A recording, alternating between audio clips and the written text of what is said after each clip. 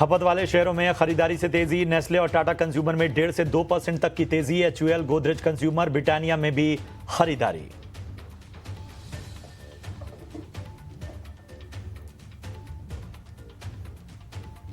IT शेयरों में खरीदारी, एम्फेसिस, LTI, माइंडट्री और इन्फोसिस में 2% से ज्यादा की तेजी।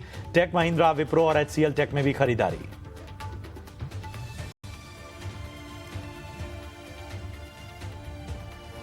ऑटो और एंसलरीज शेयरों में खरीदारी जारी। टीवीएस मोटर्स, M&M और मारुति में 1.5 से 2.5% तक की देखी तेजी।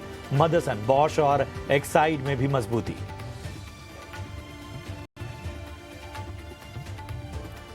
ब्रोकरेज की बुलिश रिपोर्ट से टाइटन का शेयर चमका, करीब 3.5% की तेजी के साथ निफ्टी का टॉप गेनर बना।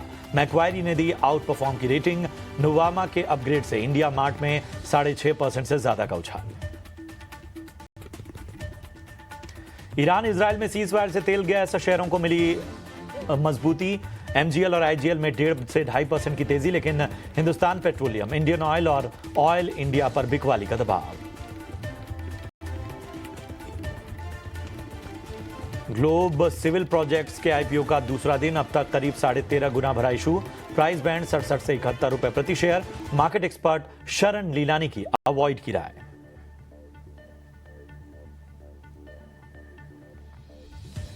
नए SME IPOs, Icon facilitators, Abram food, Shri Hare Krishna sponge का आज दूसरा दिन। मार्केट एक्सपर्ट तपन दोषी की तीनों ही SMEs IPO में अवॉइड की राय। आज से खुले 3 नए SME IPOs, Supertech EV, Suntech infra solutions और रामा टेलीकॉम पर मार्केट एक्सपर्ट तपन दोषी की अवॉइड की राय। कमजोर लिस्टिंग के बाद एरिस इंफ्रा में 20% से ज्यादा की गिरावट। ईटीना स्वदेश पर एक्सपर्ट ने दी थी अवॉइड की राय। 222 रुपए के इशू प्राइस वाला एरिस BSE पर 209 रुपए पर हुआ लिस्ट।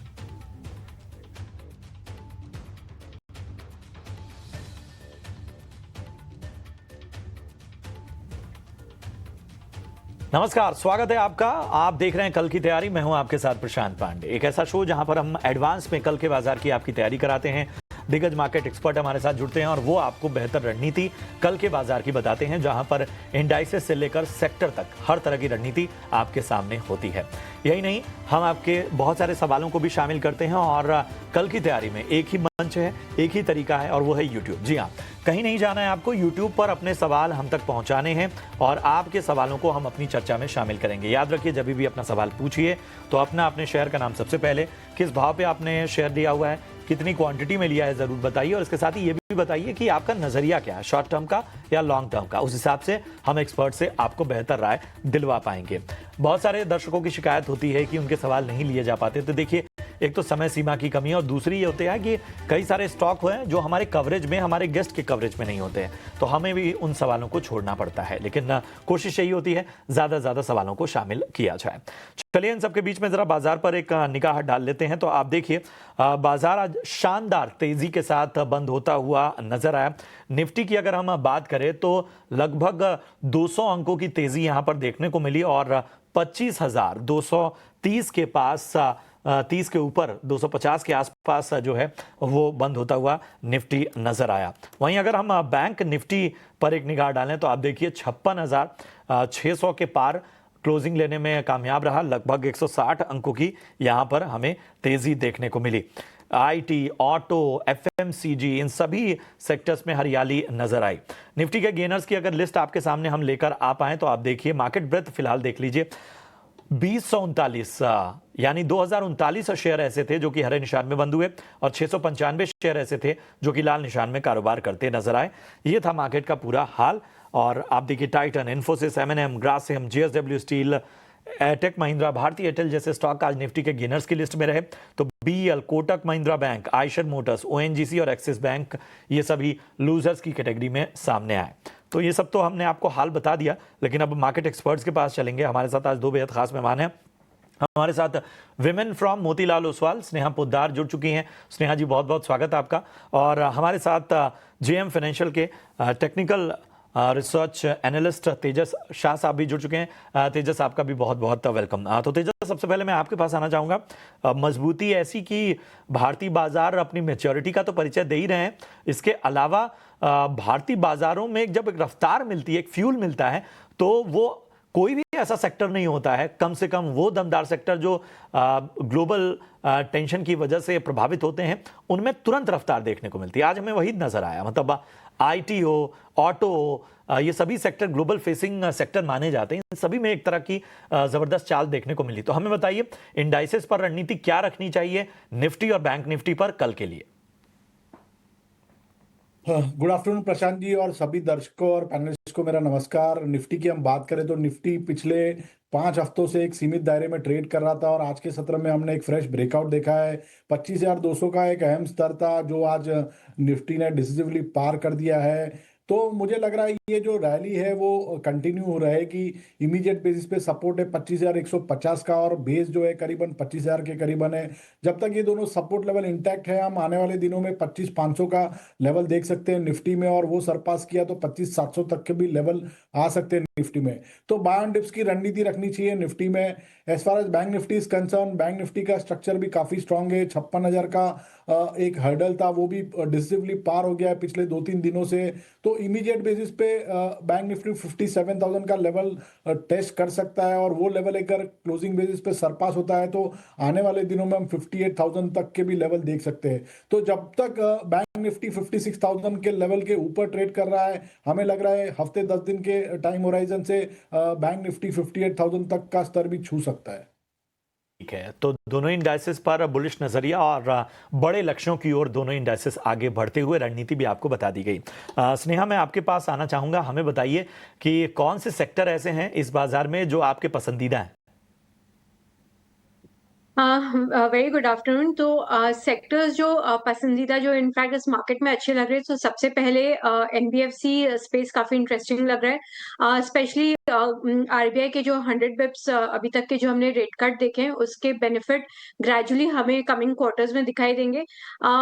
सो लार्जली सेकेंड हाफ में हमें ओवरऑल सीआरआर कट के और रेट कट्स के बेनिफिट रिजल्ट्स में नजर आने शुरू हो जाएंगे। एंड एनबीएफसी में स्पेशली जो हाउसिंग फाइनेंस कंपनीज है, उसमें भी जो अफोर्डेबल हाउसिंग फाइनेंस कंपनीज है, वहां पे काफी अच्छी इंप्रूवमेंट हमें देखने को मिल सकती है। तो ओवरऑल एनबीएफसी सेक्टर को नजर में रखना चाहिए। और इसके अलावा अगर हम बात करें तो पूरा जो कैपिटल मार्केट थीम है वो काफी इंटरेस्टिंग लग रहा है। मार्केट में रिकवरी आ गई है, काफी सारी ब्लॉक डील्स और हमें ओएफएस वगैरह सब देखने में, क्यूआईपी देखने मिल रहे हैं, और ग्रेजुअली आईपीओ मार्केट में भी तेजी आ रही है। सो कैपिटल मार्केट थीम में आप देखेंगे कि वापस अब ट्रैक्शन आने लगेगा। So short term point of view से अच्छा लग रहा है, and long term point of view तो स्ट्रक्चरल स्टोरी है ही, जो ग्रेजुअली फाइनेंशियलाइजेशन थीम जो इंडिया में प्ले आउट होगी। सो ये दो थीम पे नजर बना सकते हैं। तमाम जो सेक्टर्स हैं वो फिलहाल बेहतर नजर आते हुए, स्नेहा जी को फटाफट से आपके सवालों को अपनी चर्चा में शामिल करते हैं। पहला सवाल जो है अजय रे का लेते हैं, दीमापुर नागालैंड से इन्होंने अपना सवाल हम तक पहुंचाया है। तेजस, गेल पे राय जानना चाहते हैं और इनका जो नजरिया है वो 18 से 24 महीने का है। गेल इन्होंने खरीदा हुआ है 214 रुपए के भाव पे और फिलहाल नुकसान पे है, लेकिन हड़बड़ी में नहीं है। ये चाहते हैं कि 18 से 24 महीने अगर देते हैं तो क्या फायदा हो सकता है? तो गेल की हम बात करें, स्टॉक अंडर परफॉर्मर रहा है काफी पिछले काफी दिनों से, और आज के सत्र में भी देखेंगे तो 200 दिन की जो मूविंग एवरेज है उसको सरपास नहीं कर पा रहा है। तो चार्ट स्ट्रक्चर अभी तो वीक है पोजिशनली, क्योंकि उनका लंबी अवधि का नजरिया है। मेरे हिसाब से एक स्टॉप लॉस लगा देना चाहिए उनको 165 के करीबन। जब तक ये स्टॉक 165 के ऊपर होल्ड करता है, लंबे अवधि से स्टॉक में कोई बड़ा पैनिक लग नहीं रहा है। अगर वो लेवल ब्रीच करता है तो निकल जाना चाहिए, और आने वाले दिनों में ऊपर में देखेंगे तो 202 से लेके 205 का काफी स्ट्रॉन्ग रेजिस्टेंस है। अगर वो लेवल सरपास होता है तो ही कोई अपसाइड में मेजर मूव आएगी गेल में। तो गेल पर ये राय आपको मिलती हुई। विशाल का सवाल लेते हैं बेंगलुरु से, और इन्होंने रिलायंस इंडस्ट्रीज परचेज किया है। बाइंग प्राइस मैं स्नेहा बता देता हूं 1456 की। इंटरेस्टिंग बाइंग है इनकी, और यहां से 1 साल और इंतजार करना चाहते हैं रिलायंस पे। बताइए। ओके, सो रिलायंस की अगर आप बात करें तो इन्होंने जो बाइंग है वो अभी की प्राइस समझ में आ रही है। बट ओवरऑल रिलायंस अगर आप देखेंगे तो ये जो ऑयल प्राइसेस बढ़े थे अभी रिसेंट में, उसका उसको बेनिफिट मिलता है, बट प्राइस उस पे सस्टेन नहीं हुए हैं। सो ये देखना पड़ेगा कि प्राइसेस किस लेवल पे जाके स्टेबलाइज होते हैं। बट इनकी जो रिलायंस जियो और जो रिटेल सेगमेंट है, वो दोनों सेगमेंट काफी अच्छा करे। रिलायंस जियो में जो आने वाले टाइम में आरपू के प्राइस हाइक्स हो सकते हैं, तो उससे कंपनी बेनिफिट करेगी। वोडाफोन से एवरी मंथ हमें ऑलरेडी सब्सक्राइबर चर्न के डेटा मिल रहे हैं, तो उससे रिलायंस जियो की मार्केट शेयर तो इम्प्रूव हो ही रही है। And at the same time अगर प्राइस हाइक्स हम लोग आने वाले दिनों में लेते हैं तो उसका बेनिफिट भी मिलेगा। और रिलायंस रिटेल में भी इनकी ओवरऑल अगर आप देखेंगे तो अच्छा एक्सपेंशन इन्होंने कर लिया है, एंड ग्रेजुअली स्टोर के इकोनॉमिक्स भी इम्प्रूव हो रहे हैं। तो एक ये ऑयल एंड केमिकल वाला जो सेगमेंट है, वहाँ उस सेगमेंट में अभी नियर टर्म में शायद पेन देखने को मिल सकता है अगर ऑयल प्राइसेस बिलो $70 ही रहते हैं तो। बट इनके बाकी दो सेगमेंट्स अच्छे करें। सो मेरी सलाह है इसे आप होल्ड करके रखिए, एंड आगे आने वाले दिनों में जो इनके नए क्षेत्र है उनसे काफी कुछ उम्मीद है। सो उनसे वैल्यू अनलॉकिंग मिल सकती है। ये है राय रिलायंस पर एक विस्तृत नजरिया आपको मिलता हुआ। एक हमारे दर्शक हैं यूट्यूब पर सवाल पूछा है, इन्होंने नाम अपना बड़ा इंटरेस्टिंग बताया, GKP। NHPC पे राय जानना चाहते हैं। तेजस 500 शेयर हैं इनके और इनकी बाइंग प्राइस 92 की है। बोल रहे हैं क्या करूं समझ नहीं आ रहा है स्टॉक में, बताइए क्या करना चाहिए NHPC में 92 की बाइंग के हिसाब से। देखिए, एनएचपीसी की बात करें तो स्टॉक एक साइडवेज कंसोलिडेशन मोड में चल रहा है। ऊपर में जो है 92 93 का एक मेजर हर्डल है, और नीचे में जो सपोर्ट है वो करीबन है 78 80 के करीबन। तो ये 15-20 रुपए की रेंज में ट्रेड कर रहा है मेरे हिसाब से। जो भाव पे उन्होंने लिया है वो काफी ऊपरी स्तर पे लिया है। बट चार्ट स्ट्रक्चर में कोई बड़ा पैनिक है नहीं, तो होल्ड कर सकते हैं with stop loss below 78 on a closing basis. जब तक ये 78 के ऊपर ट्रेड कर रहा है, बायस थोड़ा सा माइल्डली पॉजिटिव है। और ऊपर में जो मेजर हर्डल है वो करीबन 92 का है, उसके ऊपर ही फ्रेश बाइंग मोमेंटम आएगा स्टॉक में। ठीक है, तो ये है राय NHPC पर आपको मिलती हुई। 78 का स्तर बड़ा ध्यान रखिए। अमान वल्वी साहब का सवाल लेते हैं। पुणे से सवाल इन्होंने पूछा है यूट्यूब पर, बजाज ऑटो पे राय जानना चाहते हैं। 8,493 जो है इस भाव पे इन्होंने शेयर परचेज किया हो, 50 शेयर हैं। शॉर्ट टर्म का नजरिया लेकर चल रहे हैं। चूंकि शॉर्ट टर्म का नजरिया है इसलिए तेजस मैं आपके पास ही आऊंगा। बजाज ऑटो शॉर्ट टर्म के नजरिए से 8493 की बाइंग है, 5,000 का नुकसान झेल रहे हैं। देखिए, मेरे हिसाब से बजाज ऑटो का जो चार्ट स्ट्रक्चर है थोड़ा सा वीक है, तो मेरे हिसाब से यहाँ से कोई पुल बैक रैली आती है करीबन 8500 टू 8600 के करीबन, तो इसमें से निकल जाना चाहिए। स्टॉक का जो चार्ट स्ट्रक्चर है काफ़ी वीक है। स्टॉक ने 200 दिन की मूविंग एवरेज का भी सपोर्ट तोड़ दिया, और पिछले काफ़ी दिनों से शॉर्ट टर्म मूविंग एवरेज के नीचे ही ट्रेड कर रहा है। तो यहाँ से पुल बैक रैली आती है तो उसमें से एग्जिट करना चाहिए। चलिए, तो ये है राय बजाज ऑटो पे आपको मिलती हुई। सनी कुमार का सवाल लेते हैं और इनकी उम्र 18 साल है। IRB इंफ्रा पे राय जानना चाहते हैं। इनकी बाइंग प्राइस है 52.62 रुपए, 52.5 रुपए के आसपास इन्होंने खरीदारी की हुई है और पूछ रहे हैं कि आखिर इसमें क्या नजरिया बन रहा है। स्नेहा जी, IRB इंफ्रा 52 रुपीज के ऊपर की इनकी बाइंग है। ओके, तो आईआरबी इंफ्रा इन्हें एक लॉन्ग टर्म नजरिए से ही होल्ड करना पड़ेगा। इनके पास कंपनी के पास एसेट्स अच्छे, रोड एसेट्स काफी अच्छे हैं, जिससे एक स्टेडी रेवेन्यू भी इन्हें जनरेट होता है टोल इनकम के नाम पे।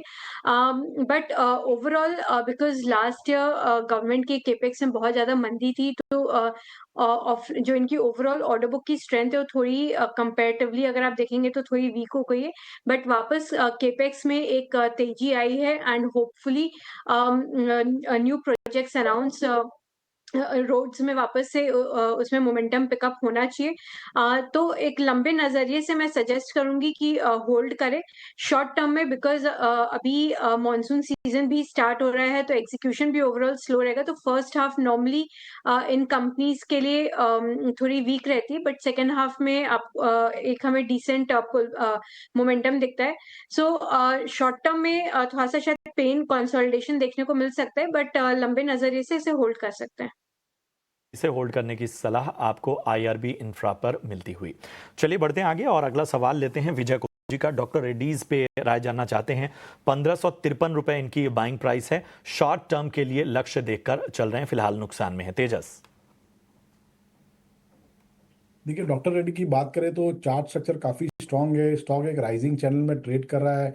हायर टॉप हायर बॉटम के फॉर्मेशन है और जो इसकी छोटी अवधि की मूविंग एवरेज है 20 दिन की, उसके ऊपर कंसिस्टेंटली ट्रेड कर रहा है। तो मेरे हिसाब से होल्ड कर सकते हैं स्टॉक को।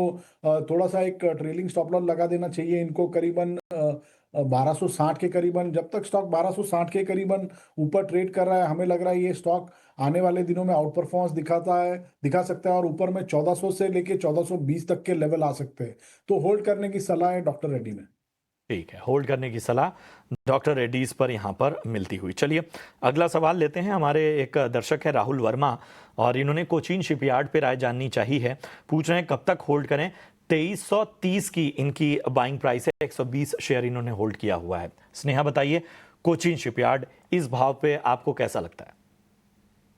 ओके, सो कोचिन शिपयार्ड में आप ऑलरेडी हमने काफी अच्छा पुल बैक देखा है एंड वो लार्जली बिकॉज ऑफ गवर्नमेंट के जो काफी ऑर्डर्स आ रहे शिपिंग सेक्टर में, तो उससे हमने एक अच्छा पुल बैक देखा है। आगे आने वाले दिनों में भी ओवरऑल सेक्टर में एक अच्छी हम ऑर्डर बुक की एक्सपेक्टेशन कर सकते हैं। तो काफी न्यू ऑर्डर्स की और संभावना है कि अनाउंस हो, जिसमें कोचिन शिपयार्ड बेनिफिट करेगा। एंड लेवल्स अगर आप देखें तो अभी भी ये अपने 52 वीक हाई से काफी नीचे है। एंड एक अच्छे शार्प मूव के बाद एक हम अच्छा इसमें इनफैक्ट बोल सकते हैं कि टाइम करेक्शन भी देख रहे हैं। तो ओवरऑल दो इसमें हमारा कवरेज नहीं है, बट फंडामेंटली हम इस पे पॉजिटिव है एंड यहाँ से भी आप इसमें स्ट्रॉन्ग मूव देख सकते हैं। अर्जुन गुप्ता का सवाल लेते हैं। अयोध्या से इन्होंने सवाल पूछा है। डीएलएफ इन्होंने खरीदा हुआ है, 300 शेयर हैं 852 के भाव पे। टारगेट जानना चाहते हैं और पूछते हैं कि कब तक होल्ड करना बेहतर रहेगा। बताएं तेजस, क्या करना चाहिए डीएलएफ में? देखिए, पोजिशनली देखेंगे तो डीएलएफ का चार्ट स्ट्रक्चर काफी स्ट्रांग है। स्टॉक ने एक अच्छी खासी रैली दी है और रिसेंटली एक स्विंग हाई बना था करीबन 886 के करीबन, और उसके बाद स्टॉक थोड़ा करेक्शन मोड में है। But overall chart structure positive है, तो हमें लग रहा है ये स्टॉक भी आने वाले दिनों में रैली कर सकता है। इनको एक पोजिशनल स्टॉप लॉस रखना पड़ेगा 780 का। जब तक स्टॉक 780 के ऊपर ट्रेड कर रहा है, पोजिशनली चार्ट स्ट्रक्चर काफी स्ट्रांग है और यहाँ से मुझे लग रहा है ये स्टॉक रैली करके ऊपर में 930 से लेके 970 तक के भी लेवल दिखा सकता है आने वाले 2-3 महीने के टाइम होराइजन से। तो ये है राय डीएलएफ पर आपको मिलती हुई, मजबूत संकेत यहां से मिलते हुए। चलिए इतने ही सवालों को हम शामिल कर पाएंगे, लेकिन याद रखिए आप अपने सवाल यूट्यूब पर पोस्ट करते रहिए। हम आने वाले शोज में उन सवालों को शामिल करेंगे। अब बढ़ते हैं अपने खास सेगमेंट वीआईपी शेयर्स की ओर।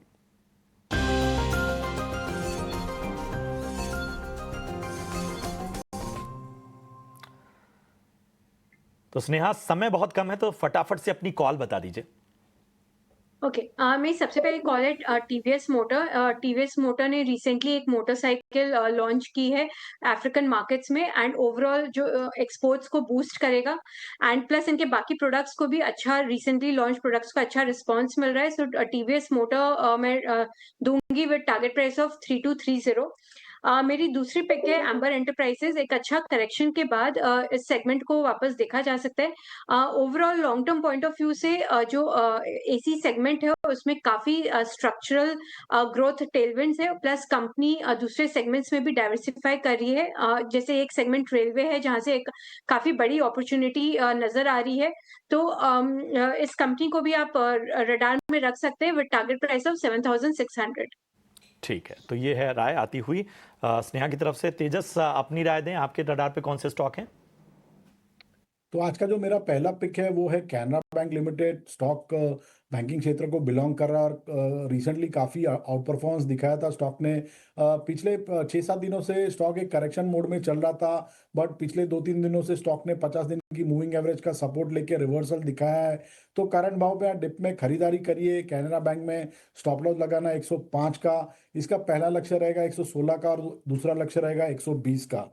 और दूसरा जो मेरा पिक है वो रियलिटी स्पेस से रियलिटी एज ए सेक्टर काफ़ी अच्छा लग रहा है। जो पोस्ट आरबीआई मीट हमने जो रेट कट देखे थे उसके चलते हमें लग रहा है कि रियलिटी सेक्टर भी आने वाले दिनों में बहुत अच्छा आउट परफॉर्मेंस दिखा सकता है। तो डीएलएफ हमारी टॉप पिक है, लेकिन आज मैं रिकमेंड कर रहा हूँ ब्रिगेड एंटरप्राइजेस। ब्रिगेड एंटरप्राइजेस का चार्ट स्ट्रक्चर काफ़ी स्ट्रांग है। स्टॉक ने एक रिसेंटली 1330 के करीबन एक स्विंग हाई बनाया था और उसके बाद तो स्टॉक एक करेक्शन मोड में चल रहा है। ऑलमोस्ट फिबोनाची रिट्रेसमेंट का 50% लेवल अचीव हो गया है और अभी 50 दिन की मूविंग एवरेज का सपोर्ट लेके स्टॉक ने रिवर्सल दिखाया है। तो करंट भाव पे डिप में खरीदारी करिए ब्रिगेड एंटरप्राइजेज में। इसमें आपको स्टॉप लॉस लगाना है 1184 का, सॉरी 1084 का। इसका पहला लक्ष्य रहेगा 1225 का और दूसरा लक्ष्य रहेगा 1295 का। क्या करेंगे तेजस, इसके साथ ही स्नेहा आपका भी बहुत बहुत धन्यवाद शो में जुड़ने के लिए और लोगों के तमाम सवालों का समाधान देने के लिए और मार्केट पर अपनी राय देने के लिए। चलिए, कल की तैयारी में फिलहाल इतना ही, लेकिन जाने से पहले आपको बता दें कि रिन्यूएबल एनर्जी की ओर भारत का सफर शानदार रहा है। नेट जीरो एमिशन के लक्ष्य की ओर हमने महत्वपूर्ण प्रगति की है, लेकिन हाल ही में वर्ल्ड इकोनॉमिक फोरम के ऊर्जा परिवर्तन इंडेक्स में हम 63वें से 71वें स्थान पर फिसल गए। 220 गीगावाट से ज्यादा रिन्यूएबल एनर्जी उत्पादन क्षमता हासिल करने के बावजूद भारत जलवायु परिवर्तन परफॉर्मेंस इंडेक्स में 7वें से 10वें स्थान पर आ गया। हालांकि सोलर, विंड और कार्बन ऑफसेटिंग एनर्जी, इससे हमारे प्रयास ही हमारी रैंकिंग को बरकरार रखे हुए हैं। इन क्षेत्रों में किए जा रहे प्रयास हमारे देश की एनर्जी लीडरशिप के लिए बहुत जरूरी हैं। इन्हीं पहलुओं पर विस्तार से चर्चा होगी 27 जून को times network India climate summit में। हमारे साथ जुड़िए और जानिए कि भारत कैसे 2030 तक नेट जीरो एमिशन का लक्ष्य हासिल करने के लिए आगे बढ़ रहा है और उसकी क्या योजनाएं हैं। चलिए, इसी के साथ कल की तैयारी में इतना ही। दीजिए इजाजत, अपने सवाल हम तक पहुंचाते रहिए। आप देखते रहिए टीना स्वदेश। नमस्कार।